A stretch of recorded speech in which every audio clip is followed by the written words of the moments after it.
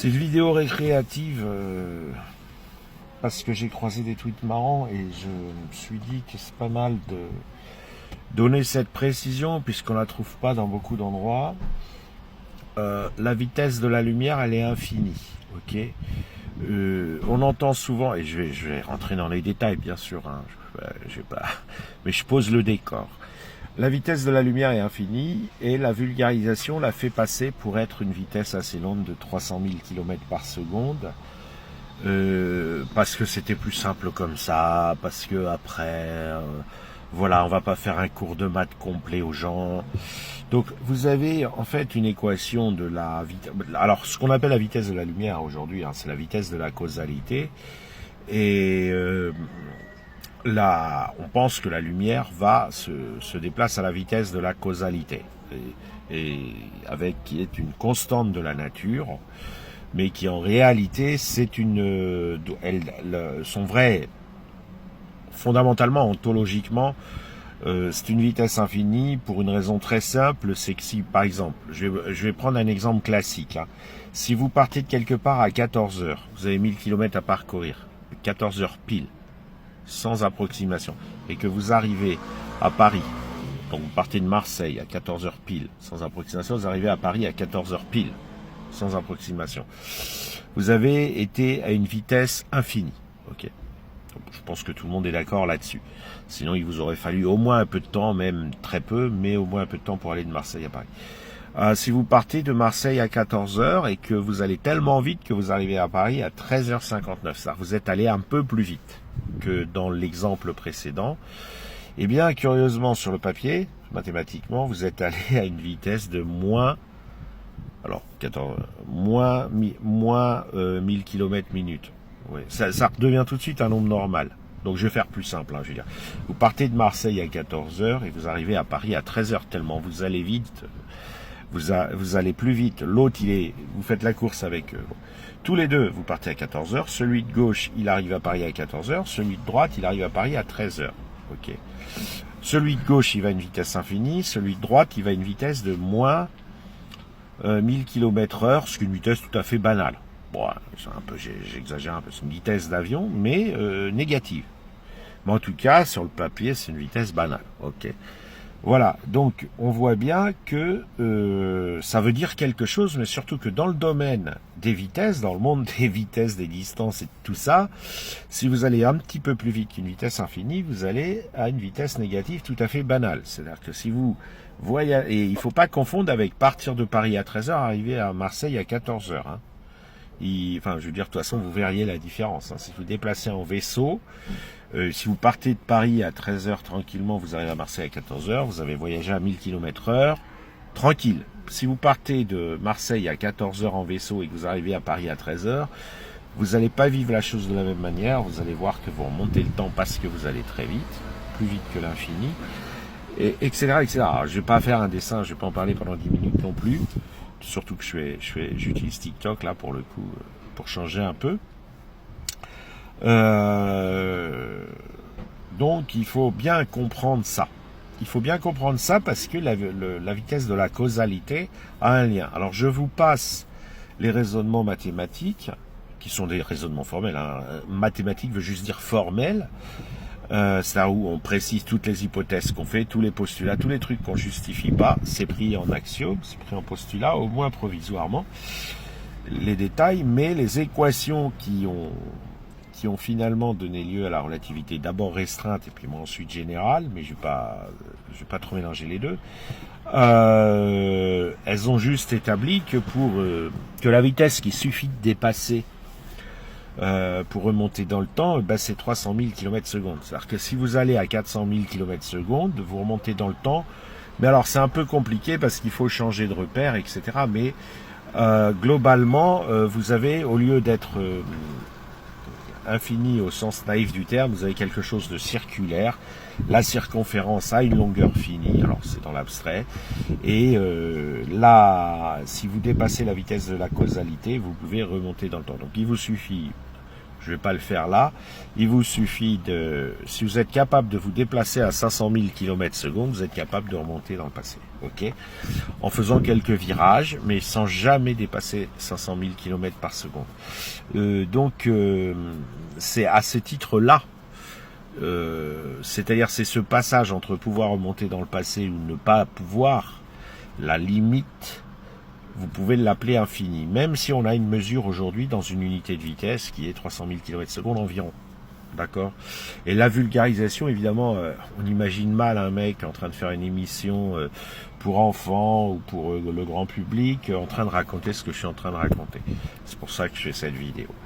La vitesse de la causalité. Alors ensuite, si vous voulez comprendre, c'est simple. Vous dites, bon, on va prendre une seule dimension d'espace, donc x, et une seule dimension de temps t. Et puis vous vous dites deux personnes qui observent l'univers, mais qui sont dans des situations différentes sur cette droite. Comment elles vont traduire ce qui se passe de l'une à l'autre en se disant que finalement aucune des deux n'est privilégiée, elles doivent avoir la même appréhension des lois de la physique. Donc vous avez deux variables et puis vous allez prendre un truc linéaire. Donc vous allez dire que pour passer de quand un événement à la coordonnée xt, c'est-à-dire il se passe à la position x de la personne A dans sa tête, hein, voilà. Et à l'instant T, eh bien la traduction pour que la personne B parle du même truc, c'est de faire une matrice de lignes de colonnes qui va transformer le couple xt en un couple ax plus bt et cx plus dt. Donc je vais l'appeler M, cette matrice, c'est bien une manière de dire que elles observent les mêmes lois de la physique, c'est de dire que M doit satisfaire la condition suivante. M rond M égale la matrice identité. Bon alors je suis à bac plus 1, hein, c'est pas, voilà, donc je l'ai dit doucement. Et puis bah vous remplacez par les coefficients, il y a 4 coefficients, vous regardez ce que ça donne et ça vous donne soit Newton, soit Einstein. D'accord. Et il se trouve que c'est Einstein qui a raison. Voilà. Il se trouve que c'était Einstein qui avait raison, c'est-à-dire que la vitesse infinie de la causalité se traduit dans ces calculs-là par un nombre qui n'est pas nul, et en fait quand vous prenez l'inverse, par un nombre qui n'est pas infini, qui est la vitesse de la causalité. Et après, je vous passe les détails. Mais vous pouvez le faire vous-même. Hein. Vous regardez ce que c'est. Donc, l'ontologie, si vous voulez, c'est une matrice involutive. Donc, pareil, hein, je m'en fous, on va dire que seuls les bacs plus 1 peuvent comprendre. Et plus, bac plus 2, bac plus 3. Vous prenez une matrice involutive et après, vous vous rappelez que vous avez juste voulu un truc symétrique et vous découvrirez tout seul la relativité. D'accord. Voilà. C'est-à-dire que vous n'aurez pas forcément un zéro. Hein, dans Newton, vous avez un zéro. C'est-à-dire le temps est le même pour tout le monde. Donc le t de l'un, c'est non seulement un zéro, mais il y a un 1 devant le t. Le t de l'un devient le t de l'autre. Eh bien, il se trouve que c'est pas une obligation. Voilà. C'est pas une obligation. Vous pouvez avoir d'autres types de transformations et vous avez les transformations d'Einstein de la relativité restreinte et vous pouvez les trouver tout seul. Il vous suffit juste. Alors, on a pour des raisons de groupe, de théorie des groupes, etc. Après, au lieu de prendre M rond M égale l'identité, on a pris transposé de M rond M égale l'identité. Mais c'est pas important ça. Ça c'est pas. Voilà. C'est parce que les deux personnes, au lieu de se regarder et de se faire face, elles sont orientées dans la même direction, elles ont voilà. Mais ça c'est pas important.